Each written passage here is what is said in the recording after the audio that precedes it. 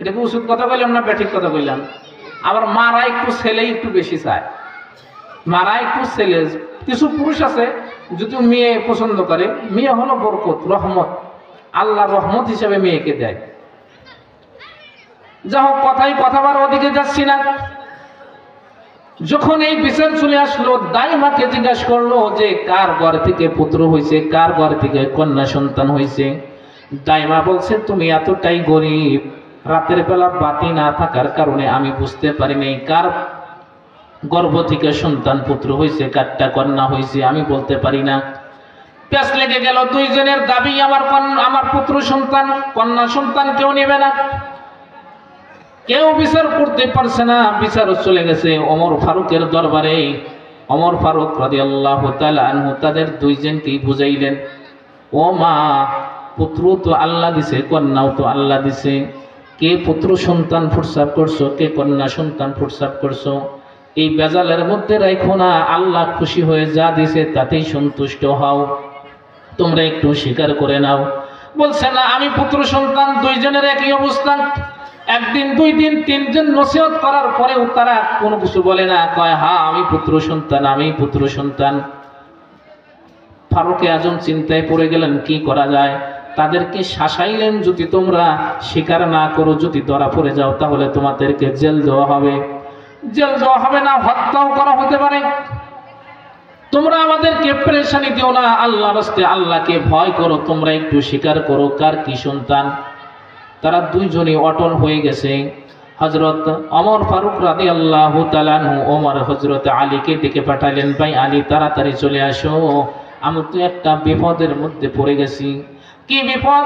এই যে দুইটা স্ত্রী সন্তান, এই যে দুইটা স্ত্রী লোক আছে, তারা একজন কন্যা সন্তান প্রসব করছে, একজন পুত্র সন্তান প্রসব করছে, কিন্তু তাদের দাবি হলো তারা দুইজনই পুত্র সন্তান প্রসব করছে। এইটার বিচার ফয়সালা আমি কেমনে করব?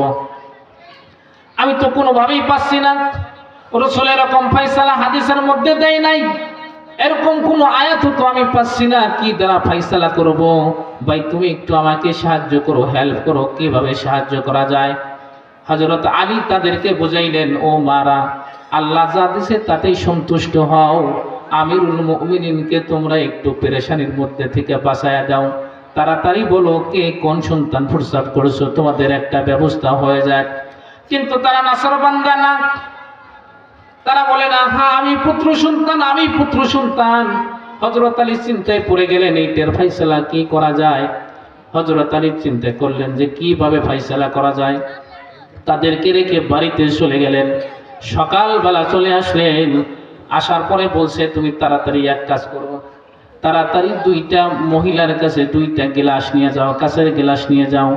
দুইটা গ্লাস নিয়ে তাদের স্তনের দুধ আমার কাছে নিয়ে আসো।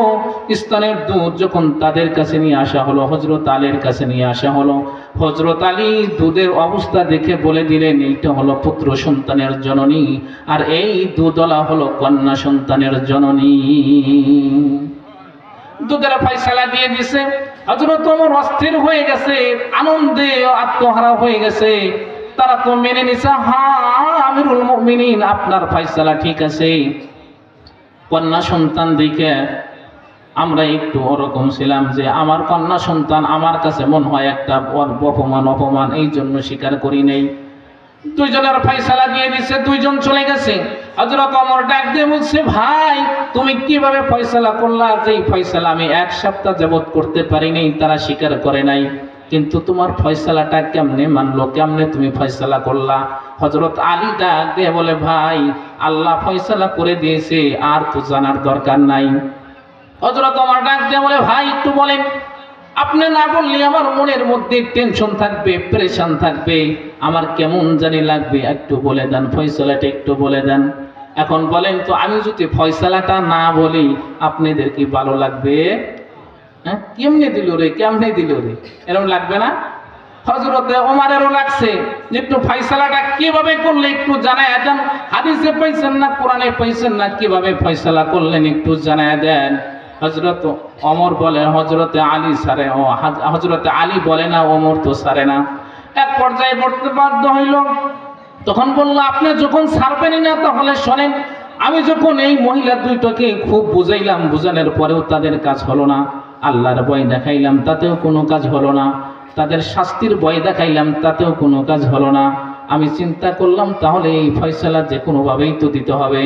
হাদিস গবেষণা করলাম, হাদিসের মধ্যে নাই, কোরআনের মধ্যে আছে কিনা দেখার জন্য ঈশার নামাজ পড়ে ওযু অবস্থায় আমি আমার কোরআন তেলাওয়াত শুরু করলাম। এক এক করতে করতে করতে করতে এমন একটা আয়াতের কাছে যায় আমার চোখটা থেমে গেল। সেখানে আমি সেই আয়াতের ফয়সালা অনুযায়ী তাদেরকে বিচার করলাম। ও ভাই, কি ফয়সালা করলা? ওই যে আল্লাহ বলছে ইউসিকুমুল্লাহু ফি আওলাদিকুম লিযযাকারি মিসলু হাদ্দিল উনসায়াইন। আল্লাহ সূরা নিসার মধ্যে সন্তানের সম্পদ বন্টন করছে যে আমি তোমাদেরকে নসিহত করছি, আমি আল্লাহ তোমাদেরকে নসিহত করছি, তোমার যদি পুত্র সন্তান হয় তাকে সম্পদের দিবা 2 ভাগ, আর যদি কন্যা সন্তান হয় এই সন্তানকে দিবা 1 ভাগ। আমি চিন্তা করলাম আল্লাহ যেহেতু এখানে 2 ভাগ পুত্রকে দিছে আর 1 ভাগ দিছে কন্যাকে, বিচারের বেলায় রাসূল বলছেন 2 জন মহিলা সমান সমান 1 জন পুরুষ।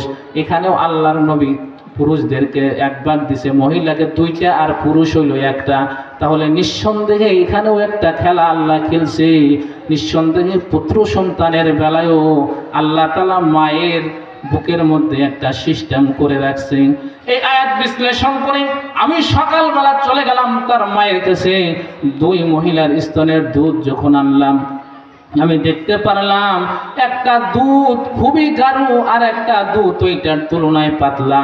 তখন আমি ফয়সালা করলাম যেটা গাঢ় দুধ এইটা হলো পুত্র সন্তানের জননী, আর যেটা পাতলা দুধ সেইটা হলো কন্যা সন্তানের জননী। কোরআন দিয়ে ফয়সালা করে দিছে।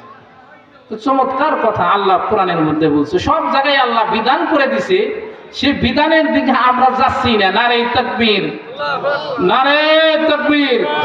প্রধান বক্তার আগমন, প্রধান বক্তার আগমন শান্তিনগর কেন্দ্রীয় কমিটির পক্ষ থেকে। নারে